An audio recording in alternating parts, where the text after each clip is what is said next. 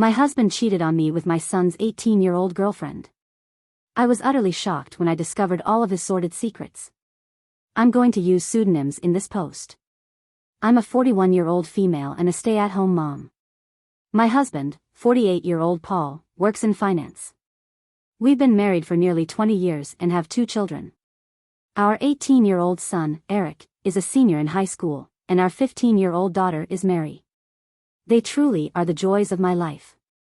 Over the years, my marriage to Paul has grown a bit stale, partly due to his work schedule and the fact that I haven't aged as gracefully as when we first met. Since Eric was a freshman in high school, he's had a girlfriend, Amy, whom he adores deeply. She was like family to me. But now, it makes the whole situation agonizingly emotional for me. Last week, I happened to glance at Paul's phone screen and caught a glimpse of a conversation between him and Amy. I read what seemed to be a message from her saying she missed eating his sausage. I was rooted to the spot in disbelief. I spent most of that day trying to convince myself that I must have misread it, but I hadn't. In the following days, I found a file on his computer filled with copious amounts of BDSM porn, revealing his porn addiction. He'd also saved photos of Amy from her Instagram on his computer. Although she was fully clothed, it was still the proof I needed to confirm that I wasn't imagining things. I also managed to peek at his phone at opportune moments and saw more of their exchanges. I wish I'd never seen that accidental message on his phone. When I first saw it, he didn't have iMessage open on the main screen, but it was running in the background. You know how on an iPhone, when you swipe up, all the open applications show, and he compulsively closes them. It's not like he's a careless fool who'd leave a message open for all to see. When I stumbled upon those messages between Paul and Amy, it felt like a gut punch. I remember sitting there, my hands trembling as I held his phone, the screen illuminating words that cut like knives through my heart. It wasn't just the shock, it was the way they talked. Paul had taken my insecurities, which I'd confided in him, and turned them into cruel jokes for his and Amy's amusement. Their messages were filled with mean, horrible things at my expense. He constantly compared me to her, calling me fat and old, among other insults. With Amy, the messages were laced with emojis and a casual cruelty that churned my stomach. In one exchange, he wrote, "Can you believe she tried to wear that dress? Last night was like a sausage trying to burst its casing." Amy replied with a string of laughing emoticons, adding, "She's so old she probably thinks it's still in style." It wasn't just about my looks, they were also ridiculing my intelligence, my interests, and the way I talked, using words like boring, dull, and predictable to describe my life. Each message from him felt like it was erasing the nearly 2 decades of love and respect I thought we'd shared. At one point, I read a message from him that said, "At least you're fun. Being with her is like living in slow motion." Amy had replied, "LOL, you need someone who can keep up with you, not slow you down." To her, I wasn't even a person, just an obstacle in their way, a thing to joke about. As I read each message, I felt myself shrinking, becoming insignificant. These weren't empty words, they were a window into how little I meant to the man who was supposed to love me most. And Amy, a girl I'd mentored and bonded with, was laughing along with him at my expense. The betrayal was twofold. I remember closing the app, the screen going dark, and looking up at our family photos on the wall across the room. The contrast between the smiling, happy faces in those pictures and the contempt in those messages was overwhelming. Surrounded by the echoes of their laughter, I realized the man I'd married was not the one smiling in those photos. I wondered how many times they'd laughed at my expense, how many times my pain had been their punchline. I'd always had suspicions or paranoid feelings that Paul was cheating on me, but never in a million years could I have imagined anything like this. Last month, I found a thong in our bedroom that I knew wasn't mine or my daughter's. I chose to be naive and pretend it might be our daughter's, even though it made no sense. Not only is he cheating on me, but he's also betraying our son. I'm completely devastated. Words can't even begin to describe the horrible, angry feelings I'm experiencing right now. I'm overwhelmed about how to handle this because, obviously, action needs to be taken, but I'm terrified of the emotional blow this will be for my son. I have no idea how to broach the topic with him. I wouldn't wish this nightmare on my worst enemy. I can't believe I married that bastard in the first place. Then my mind started racing. I realized I'd begun to notice unusual behavior from him around the same time Amy turned 18, which was 5 months ago. I'd been trying my best to figure out when their affair started, but he deletes his texts every few weeks, so I haven't been able to pinpoint it. Was he waiting for her to turn 18 before starting this? There are so many layers to this mess, and I'm paralyzed with fear and anxiety. None of it makes any sense. How did this happen? How could I have been so stupid to let this occur on my watch? Eric adores Amy, and the thought of revealing this sickening truth to him terrifies me. The impact on his young heart and mind could be catastrophic. My heart aches for Eric and Mary, who are completely innocent bystanders. I haven't confronted Paul about this yet because I'm frankly afraid of the domino effect. I don't know who to talk to first. I'm sharing my story not to seek sympathy but to find understanding and perhaps advice from those who've dealt with deep betrayal. Thank you for listening. Thank you for the overwhelming support. I'm sorry if I haven't responded to your private messages. I'll get to them when I can. I have a lot to handle right now and many steps to take. I'm trying to be smart and strategic about this surreal and horrible situation. I want to make it clear that not telling my son was never an option. I was just expressing my fear. Obviously, it needs to be addressed as part of the many steps in my overall plan. Right now, I'm playing dumb and gathering as much evidence as possible so that I can be prepared for anything. I'm going to protect myself and make sure I don't put myself in harm's way. I'll post a more detailed update as soon as I can. But please know that you all have touched my heart and made me feel less alone. Just one update, my brother connected me with a really tough lawyer. I saved screenshots of all his messages. I was only able to retrieve the last 3 months from iCloud. The conversations were mostly flirty, and the dirty talk was hard to stomach. It was completely sleazy, and I saw several negative remarks about me in his call history. It shows he talked to her for hours regularly. He uses dating apps, and I took screenshots of his profiles and all the active chats he has with his matches. It's evident he's using a filter to find girls aged 18 to 22 or older.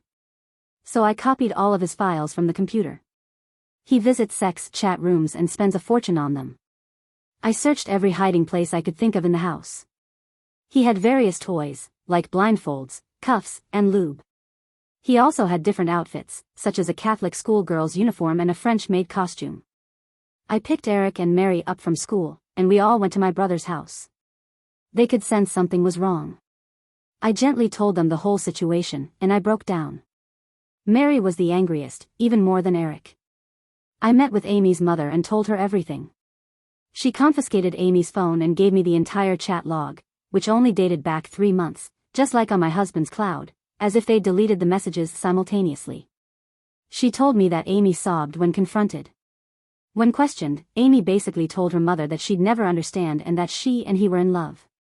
I won't go into too much detail about what else she said, but suffice it to say it's easy to assume that my husband has slowly and deliberately become an important figure in her life, making her feel she could rely on him, especially given her broken home background. Amy also insists that their relationship only recently became romantic and physical, and before that, he was more of a friend and mentor. I confronted Paul over Zoom. The moment I clicked the button, my heart was pounding.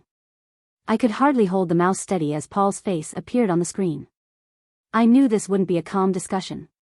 His face was flushed, his hair disheveled, as if he'd been running his hands through it all morning. His eyes were wild, darting around before locking onto the camera. The look on his face was terrifying. He was sweating and had anger and panic in his eyes. His tone of voice was extremely defensive and frightening. I started to try to control my voice. "Paul, we need to talk about what happened." But before I could say another word, he cut me off out of context. "You don't understand the context," he blurted out, his voice loud and shaky, repeating the word like a mantra, yet never explaining what he meant.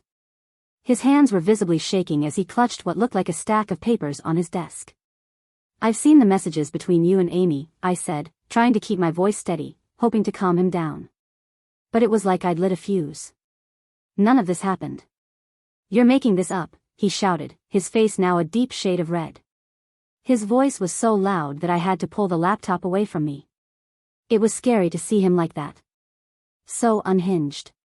He wasn't the man I thought he was. "I know.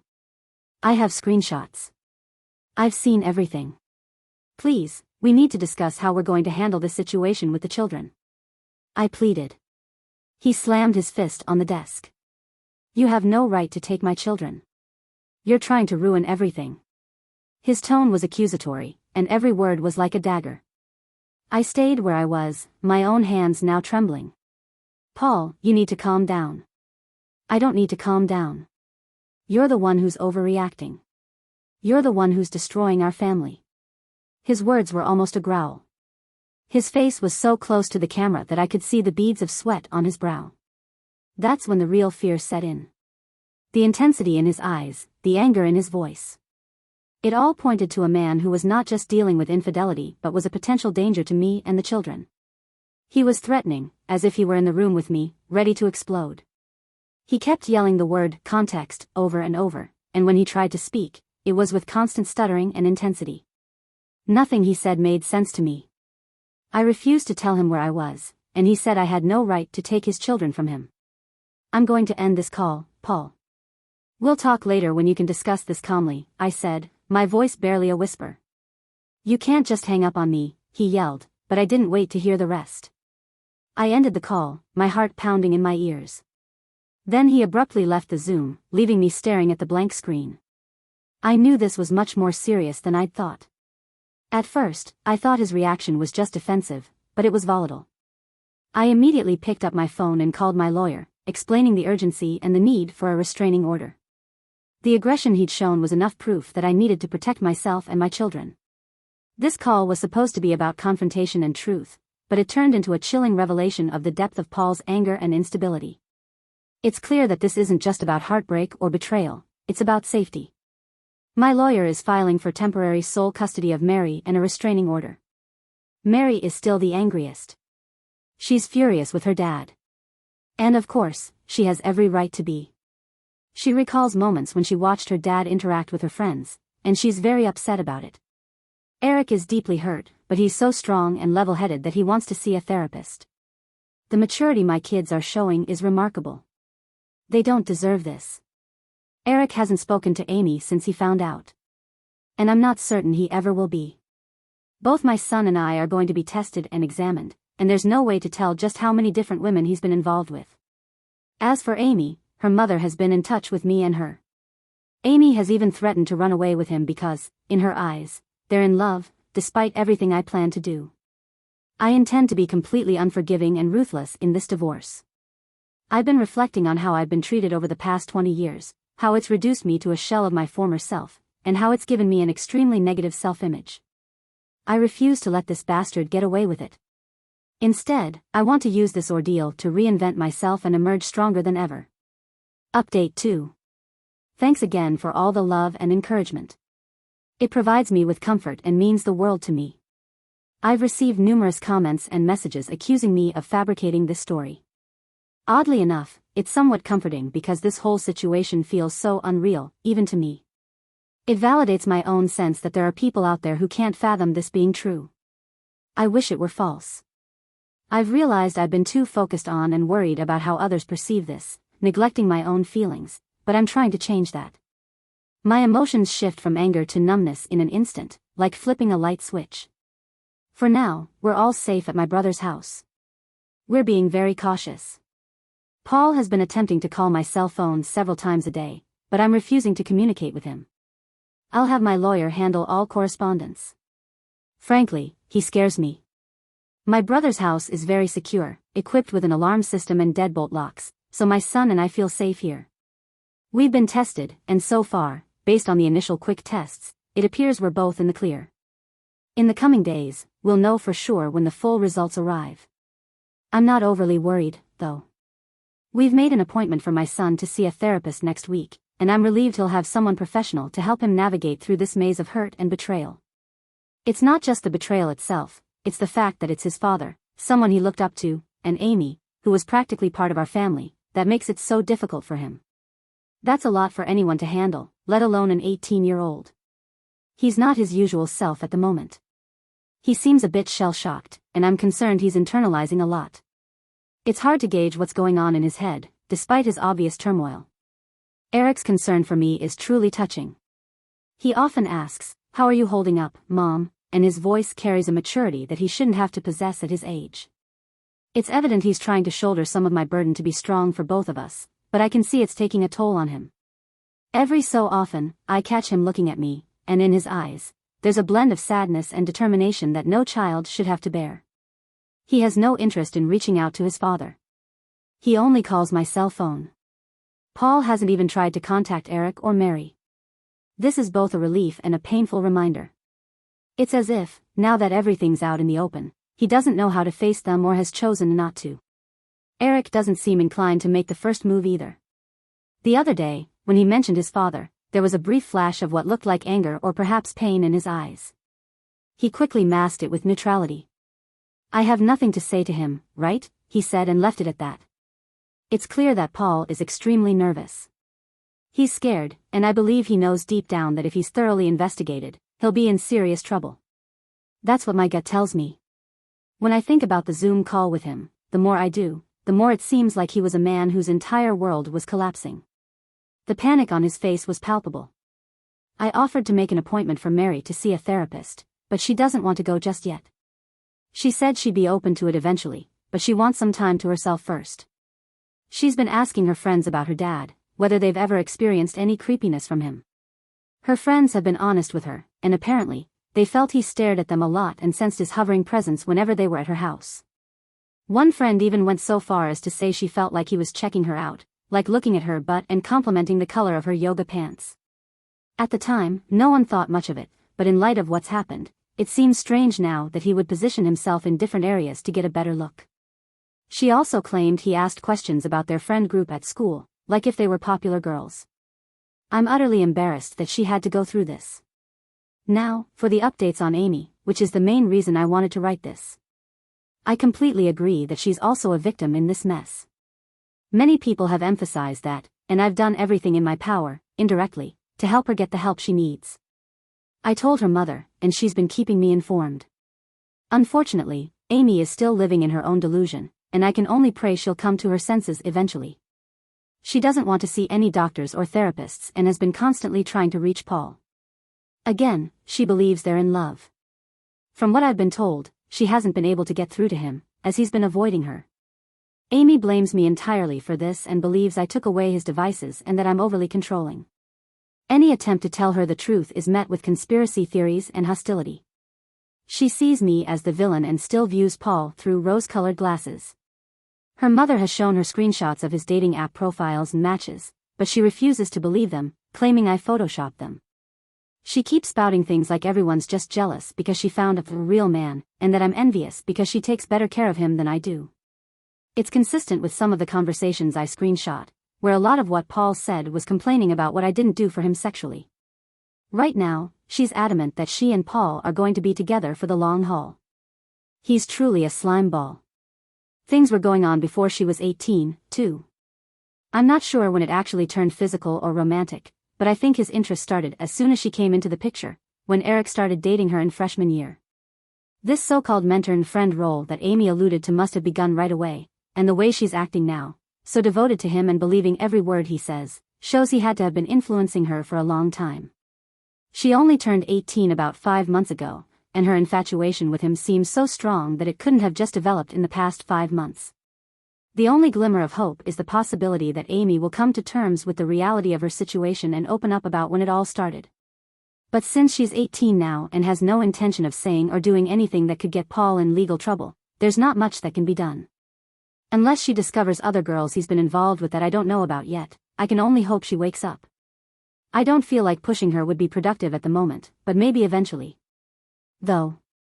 Update 3, April 8, 2024. The support has once again been overwhelming, and I'm truly grateful. Sadly, I've also received a slew of negative, accusatory, and harassing private messages from people who think I'm making this story up. Someone even commented on a post somewhere claiming my story had been debunked, and I've seen a spike in messages accusing me of fabricating it for money, which I'm not. I came here out of sheer emotional desperation, and I didn't expect anyone to get so invested. But again, I'm not looking for anything in return. I have no reason to lie. If you don't believe me, that's fine. All I ask is that you don't cross the line and send me mean or accusatory private messages.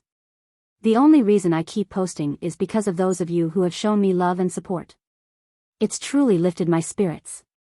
As for the divorce, it's well underway. I'm not going to go into the specifics because it's ongoing, and I want to ensure everything goes smoothly.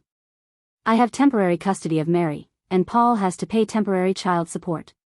There's a protective order in place, so Paul can't contact us or come near us for now. We're just focusing on getting through this legal mess. I don't want to get into the details because I don't want to mess anything up, but I will say that I'm very confident there's overwhelming evidence against Paul that will land him in serious trouble and haunt him for the rest of his life. I can share more about this later. I know a lot of people are concerned about his predatory ways, and I wanted to let you know that, even though I have to be vague right now, justice will prevail. Your concern for my children's psychological well-being means a lot to me. Eric has been to therapy twice in the last 2 weeks. I know some people thought I was being dismissive of him, pretending he was fine when he was hurting inside. But we're doing everything we can to make sure he knows he's supported and loved. It's been wonderful spending time with Eric and Mary, and they've both confided in my brother a great deal. My brother has a healthy marriage, and both he and his wife have really stepped up to help us. Mary hasn't seen a therapist yet, but she promised she'd be open to it soon. Her anger has mostly transformed into sadness, and I've noticed this. I hope I can get her to see one soon. Her friends have played a crucial role in all of this, and that's something Mary has talked about. I know a lot of people are invested in Amy's well-being, and there were questions about whether Eric and Amy would still see each other at school. They used to go to the same junior high school and got to know each other back then, but Amy ended to an all-girls Catholic high school, while Eric and Mary stayed in the public school system. We all live in the same town, and it was over the summer before freshman year that they really got to know each other. I wish I had better news about Amy. Since the last update, things have gone from bad to worse. Paul has actually been seeing Amy, despite her mother's attempts to stop her. Amy says she's 18 and an adult and can do as she pleases. Her mother confided in me just yesterday, her voice filled with frustration and worry. She keeps saying Amy's 18 and can make her own decisions, but she sounds exhausted. She's in a difficult position because if she kicks Amy out of the house for defying her, which she's threatened to do, I think it's a mistake as Amy would just run to Paul. The amount of time Amy spends with Paul has increased in the last week. Even though Paul initially ghosted her when this all first blew up, there have been days when Amy would be gone for hours. Her mother tried grounding her, taking away her car keys, and restricting her phone use, but Amy found ways around every obstacle. She sneaks out at night, her mother told me, her voice cracking. I wake up at 3 o'clock in the morning, and her room is empty. She won't tell me where she's been, but I know it's with him. I can't help but feel a mix of anger and sadness. Amy's caught in this toxic cycle, thinking she's in a relationship when she's clearly being used. Paul hasn't changed, his patterns remain the same. The worst part is that I feel so helpless. I've suggested therapy, talked about getting professional help, but Amy's stubbornly blinded by what she thinks is love.